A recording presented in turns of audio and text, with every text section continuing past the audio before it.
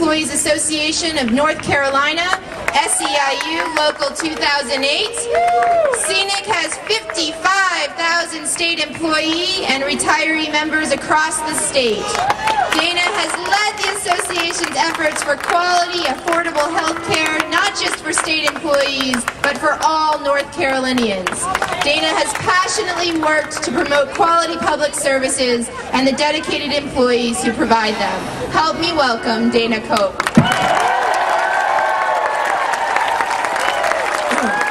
Good afternoon. Thank you, Lindsay and Congressman Price and everybody for being out here. You know, I'm here to tell you why the 55,000 members that I represent are engaged and involved in this fight that we have going on in America today. You see, in North Carolina, our employer doesn't provide affordable health insurance for our members' spouses, and dependents. Do we have any public employees in the crowd? You see, if you want to cover your child or your spouse, you're going to have to pay upwards of $550 a month just to get the basic health care coverage. And on our salaries, we can't afford it. So what that means is many of our members are part of the 1.8 million North Carolinians that do not have health insurance. That's the first reason why our members voted in a democratic process to say your health care, affordable quality health care for every man, woman, and child in America.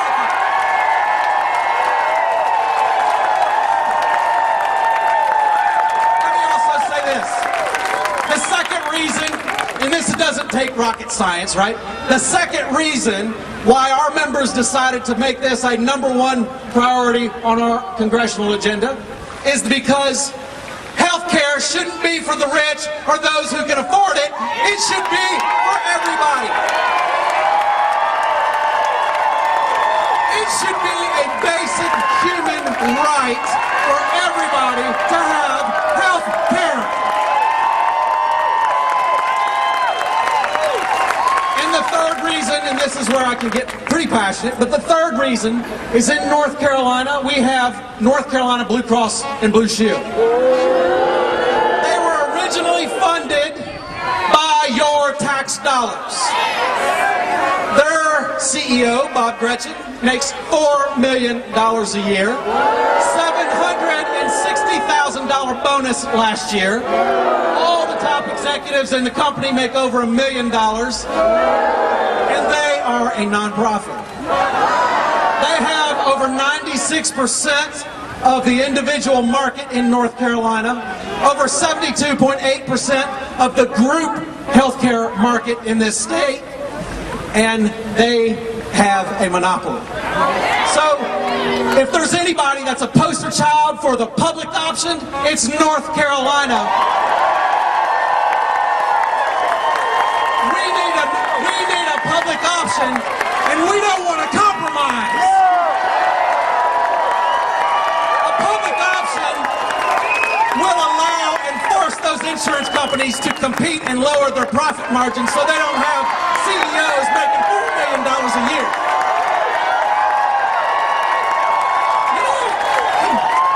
When we talk to members of Congress, and we still have to do this because this fight's way from being over, we need to send a strong message.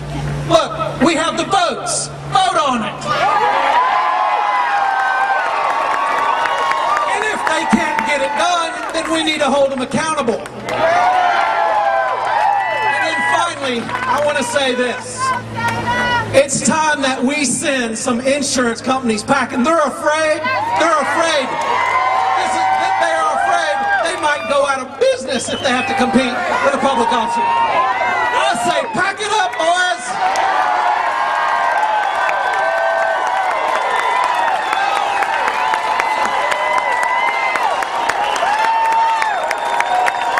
So I want to share one small story, and this is a couple that I met at a town hall we sponsored at Martin Street Baptist Church right down the road. And this story really tugged at my heartstrings. Mr. Elliot Wurtzel, and they're in the crowd right here. Wave your hands. Mr. Elliot Wurtzel is waiting for a kidney transplant, and his wife Jane.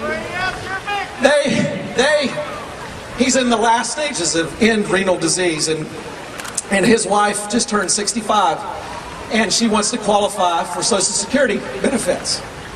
She was told that if she goes ahead and applies what she must do in order to make the, to apply when she turns 65, her husband will be taken off of Medicaid and he will no longer be eligible for the kidney transplant. That is effectively a rationing system, the status quo, and they're effectively saying, suck it up, Mr. Wurtzel and Mrs. Dittmer, or you're going to die. We can't stand that, and I want North Carolina to be the leaders to put an end to that practice.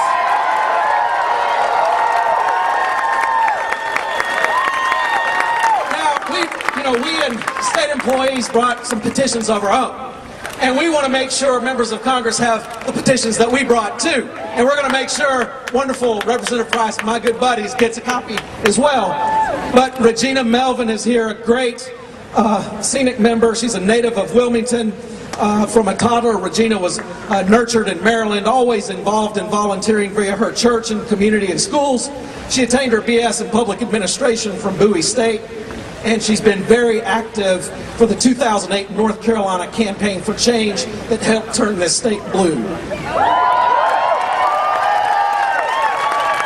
She's also a delegate to our convention coming up next week. And there you are, Mel.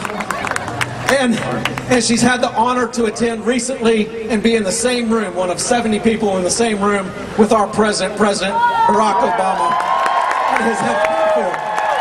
So she's going to present over 1,000 signatures just from our folks here to the congressman. Let's keep the fight alive and let's don't let those bloodsuckers take it from us this time.